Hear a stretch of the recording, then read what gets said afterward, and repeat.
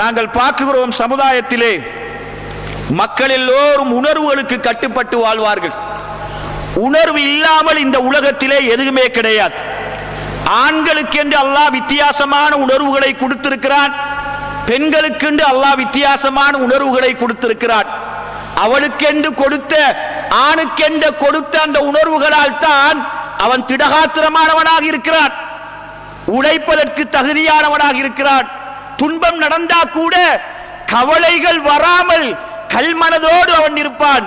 ஆனால் அல்லாஹ் பெண்களுக்கு கொடுத்திருக்கின்ற உணர்வுகள் எல்லாம் அவளால் தாழ்மையாகத்தான் இருக்க முடியும். ஒரு தகப்பனான ஒரு குழந்தையை பெற்றெடுத்து வளர்த்து ஆளாக்க முடியாது. அவள் காலம் முழுவதும் ஒரு குழந்தையை பார்ப்பாள். ஆனால் ஒரு கணவன் அரை மணித்தியாலங்கள் பார்ப்பது ஒரு வருடம் பார்ப்பது போன்று இருக்கும், அவனால் பார்க்க முடியாது. அவளுக்கு அப்படி ஒரு உணர்வை அல்லாஹ் கொடுத்திருக்கிறான். நாம் இந்த உலகத்திலே உணர்வுகளோடு வாழ்கிறோம். அந்த உணர்வுகளில் ஒரு உணர்வு தான் சகோதரர்களே பாலியல் உணர்வு. அல்லாஹ் சரிசமமாக எல்லோருக்கும் கொடுத்திருக்கிறான். இன்று உலகம் தத்தளித்துக் கொண்டிருக்கின்றது. 2 விவகாரங்கள், ஒன்று போதை பொருள், இரண்டாவது பாலியல் விவகாரம். சுப்ஹானல்லாஹ், உலகம் நிறைந்து இருக்கின்றது. வழி தவறியவர்கள் வழி தவறிக் கொண்டே போகிறார்கள். அதிலே மீட்சி கிடையாது. அதை கட்டுப்படுத்துவதற்கு நானும் நீங்களும் முயற்சி செய்யவில்லை. கட்டுப்படுத்துவதற்கு இஸ்லாம் அழகான வழிமுறைகளை சொல்லி தந்திருக்கின்றது. வழிமுறைகள் எனக்கும் உங்களுக்கும் தெரியும். வழிமுறைகளை நானும் நீங்களும் கேட்கிறோம். வஹி சொல்கின்றது, அதை நீ கட்டுப்படுத்தி என்று. அல்லாஹ்வுடைய தூதர் அதை சொல்லித் தருகிறார்கள். இருந்தும் அதை நானும் நீங்களும் அமுல்படுத்துவதற்கு தவறி விடுகிறோம், சீரழிகிறோம். வெட்கக்கேடு சகோதரர்களே. சமுதாயத்திலே இப்படி ஒரு நிலை இருக்கின்றது. இந்த உலகமாக பெரிய ஒரு போராட்ட களத்திலே பாலியல் உணர்வுகளை கட்டுப்படுத்தி வாழக்கூடிய ஒரு தன்மை யாருக்கு இருக்கின்றது தெரியுமா? அது ஒரு மூமினுக்கு மாத்திரம்தான் இருக்கும். அவன் தான் அதை சரியாக கட்டுப்படுத்துவான். அதனால்தான் அல்லாஹ் திருமறை அல் குர்ஆனிலே பாலியல் உணர்வுகள் சம்பந்தமாக சொல்லும் பொழுது நாஸ் மனிதர்களே என்று சொல்லவில்லை, ஆண்களே என்று சொல்லவில்லை, முஸ்லிம்களே என்று சொல்லவில்லை. பாலியல் உணர்வுகளை பற்றி அல்லாஹ் சொல்லும் பொழுது மூமின்களே என்று சொல்கிறான், மூமினான ஆண்களே என்று சொல்கிறான், மூமினான பெண்களே என்று அல்லாஹ் சுப்ஹானஹு வ தஆலா திருமறை அல் குர்ஆனிலே அல்லாஹ் சொல்லி காட்டுகிறான். ஆக சிறந்த ஒரு ஊடகம் பாலியலை கட்டுப்படுத்துவதற்கு அல்லாஹ் தந்த ஆக சிறந்த ஊடகம் என்ன தெரியுமா? திருமணம் என்று சொல்லக்கூடிய ஒரு வேலி, திருமணம் என்று சொல்லக்கூடிய ஒரு பாதுகாப்பு, திருமணம் என்று சொல்லக்கூடிய ஒரு அரண். அல்லாஹ் திருமறை அல் குர்ஆனிலே சொல்கிறான், யாரெல்லாம் இந்த அரணை தாண்டி போகிறார்களோ, இந்த மதிலை தாண்டி போகிறார்களோ, இந்த கட்டுப்பாட்டை தாண்டி போகிறார்களோ, அவர்கள் எல்லாம் எல்லை மீறியவர்கள், அவர்கள் எல்லாம் அல்லாஹ் போட்ட கோட்டை தாண்டியவர்கள். பாலியல் உணர்வுகளை கட்டுப்படுத்தக்கூடிய இந்த தன்மைகள் யாருக்கும் தெரியாது என்று இல்லை, எல்லோருக்கும் தெரியும் சகோதரர்களே. ஆனால் சைத்தான் விளையாடுகிறான். எங்கெல்லாம் சைத்தான் விளையாடுகிறான்? சுப்ஹானல்லாஹ். இன்று இளைஞர்கள் மத்தியிலே விளையாடுவதை விட திருமணம் முடித்த ஆண்கள் பெண்களிடத்திலே இது விளையாடுகின்றது. இஸ்லாம் நுனிப்புள் மேயவில்லை சகோதரர்களே. இஸ்லாம் ஓரடியாக விபச்சாரத்தை தடை செய்ததா? கிடையாது. இஸ்லாம் நுனிப்புள் மேயவில்லை.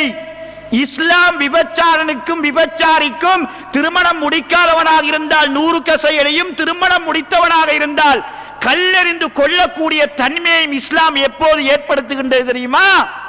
எல்லா தடைகளையும் இஸ்லாம் போடுகின்றது. இதை செய்யாத, அதுக்கடுத்து இதை செய்யாத, அதுக்கடுத்து இதை நீ ஏற்படுத்தாத, எல்லாம் சொல்லிட்டு வந்து இவைகள் ஒவ்வொன்றாக மனிதன் மீறுகிறானா? எல்லாவற்றையும் மீறி அவன் அதற்குள் பிரவேசிக்கின்றானா?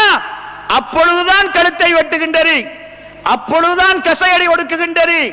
இஸ்லாம் சில வரையறைகளை போட்டிருக்கின்றது. ஏன் அதை நானும் நீங்களும் என்னிடத்திலும் எங்களுடைய வீட்டிலும் அறிமுகப்படுத்த முடியாமல் இருக்கிறோம்? இதுதான் கேள்வி. அந்த சட்டங்களை நான் அறிமுகப்படுத்த கூடாதா? என்னுடைய வீட்டிலே அதை நான் நடைமுறைப்படுத்த கூடாதா? என்னுடைய மனைவி, அவளுக்கு நான் சொல்லிக் கொடுக்க கூடாதா? எனக்கு ஒரு மகள் இருக்கிறாள், இஸ்லாம் விபச்சாரத்துடைய அந்த வாசல்களில் தடைகளில் ஒரு தடை. வீட்டுக்கு வருகின்றவர்கள் போகின்றவர்கள் யார் யார் வர வேண்டும் என்ற நியதியை இஸ்லாம் வைத்திருக்கின்றது. அந்த நியதியை ஏன் என்னுடைய வீட்டில் நான் அமுல்படுத்த கூடாது? நாங்கள் அமுல்படுத்துகிறோமா என்பதையெல்லாம் நாங்கள் பார்க்க தவறிவிட்டோம் சகோதரர்களே. ஒரு துன்பகரமான ஒரு செய்தி. நான் இப்போது இந்த பயான் நிகழ்ச்சிக்கு வந்து கொண்டிருக்கையில் ஒருவர் கோல் எடுத்து சொல்கிறார், யார் இது? இஸ்லாம் விபச்சாரம் செய்ய வேண்டாம் என்று சொல்வதை விட விபச்சாரத்துக்கு கிட்டவாக வேண்டாம் என்றுதான் இஸ்லாம் சொல்கின்றது. ஒரு படி மேலே சொல்கின்றது. விபச்சாரம் செய்ய வேண்டாம் என்று சொல்வதை விட விபச்சாரத்தின் பக்கம் நீங்கள் போகக்கூடாது என்று அல்லாஹ் சொல்கிறார். என்ன? திருமணம் முடித்த ஒரு யுவதி, 18 வயது, திருமணம் முடித்து 1.5 மாதங்கள். அந்த 1.5 மாதத்துக்குள்ளே வேறொரு ஆணோடு அவளுக்கு ஒரு தொடர்பு. அதனால் அந்த 1.5 மாதத்திலே, அதாவது 1.5 மாதத்துக்கு பின்னால், கிட்டத்தட்ட ஒரு 8 மாதங்களுக்கு பின்னால், திருமணம் முடித்த 8-9 மாதங்களுக்கு பின்னால் வேறொரு ஆணோடு ஒரு தொடர்பு வருகின்றது. தொடர்பு வந்து அவருடைய கர்ப்பத்திலே குழந்தை தரிக்குகின்றது. சுப்ஹானல்லாஹ். குழந்தை யாருடையது என்பது ஒரு சர்ச்சை. எதனால் இது? மார்க்கம் தெரியும், நடைமுறை ரீதியான விவகாரங்களை பத்திரிகைகளை நாங்கள் படிக்கிறோம். திருமணம் முடித்தவன் அவளை தலாக் சொல்லிவிட்டான், நீ போ, எனக்கு தேவையில்லை. யாரோடு விபச்சாரம் செய்தாலோ அவன் அறியாமல் இருக்கிறான். 18 வயது திருமணம் முடித்த அந்த பிள்ளை நடுரோட்டில் இப்போது இருக்கின்றது. இவள் என்ன செய்வாள்? தற்கொலைக்கு போவாள். இவள் என்ன செய்வாள்? அல்லது எங்கேயாவது ஒரு நாட்டுக்கு போய் தொடர்ந்து அவளை இருக்கின்றவர்கள் எல்லாம் பாவிப்பார்கள். இஸ்லாம் அழகாக சொல்கின்றது, எங்களிடத்தில் போராட்டம் தேவை. இது மாதிரியான சந்தர்ப்பங்களில் நாங்கள் எப்படி நடந்து கொள்ள வேண்டும் என்று திருமறை அல் குர்ஆனிலே அல்லாஹ் சுப்ஹானஹு வ தஆலா சொல்கிறார். குல்லில் முஃமினீன, நபியே நீங்கள் மூமின்களுக்கு சொல்லுங்கள். விபச்சாரத்துடைய ஆரம்ப கட்டத்தை அல்லாஹ் சொல்கிறார். என்ன கட்டம்? நீ உன்னுடைய பார்வையை நீ தடுத்துக்கொள், தாழ்த்திக்கொள், உன்னுடைய கற்பை நீ பாதுகாத்துக்கொள் என்பதாக அல்லாஹ் ஆண்களுக்கு சொல்கிறார். பெண்களுக்கு அல்லாஹ் அதே வசனத்தில் சொல்லாமல் அல்லாஹ் ஸ்பெஷலாக ஆண்களுக்கு எந்த வசனத்தை யூஸ் பண்ணினானோ அதே வசனத்தை அல்லாஹ் பெண்களுக்கு யூஸ் பண்றான். வகுல்லில் முஃமினாத். பாருங்கள் சகோதரர்களே, ஆண்களுக்கு சொல்லும் பொழுது மூமின் என்று சொல்கிறான், பெண்களுக்கு சொல்லும் பொழுது மூமினாத் என்று சொல்கிறான். மூமினான பெண்களே, உங்களுடைய பார்வையை நீங்கள் தாழ்த்திக் கொள்ளுங்கள், உங்களுடைய கற்பை நீங்கள் பாதுகாத்துக் கொள்ளுங்கள். உங்களுடைய கற்பு பறிபோவதற்கு நாங்கள் நினைக்கிறோம் பெண்களுக்கு மாத்திரம்தான் கற்பு என்று. கிடையாது, ஆண்களுக்கும் கற்பு இருக்கின்றது. அந்த காலத்துல எல்லாம் சொல்வார்கள், அவன் ஆம்புலடா, அவன் ஆம்புல, அவன் என்ன வேணுமானாலும் செஞ்சுட்டு போவா. இஸ்லாத்துல அப்படி கிடையாது. அவன் ஆண்மகனா, அவனுக்கும் கற்பு இருக்கின்றது. அந்த கற்பை பாதுகாத்ததுக்குரிய கூடி அவனுக்கு கிடைக்கும். அவன் எல்லை மீறி போகிறானா அவனுக்கும் தண்டனை இருக்கின்றது. அதே மாதிரி அல்லாஹ் சுப்ஹானஹு வ தஆலா முஃமினான பெண்களுக்கும் சொல்கிறான், பார்வையை நீங்கள் தாழ்த்திக் கொள்ளுங்கள், கற்பை நீங்கள் பாதுகாத்துக் கொள்ளுங்கள். பார்வையை நீங்க தாழ்த்தலையா?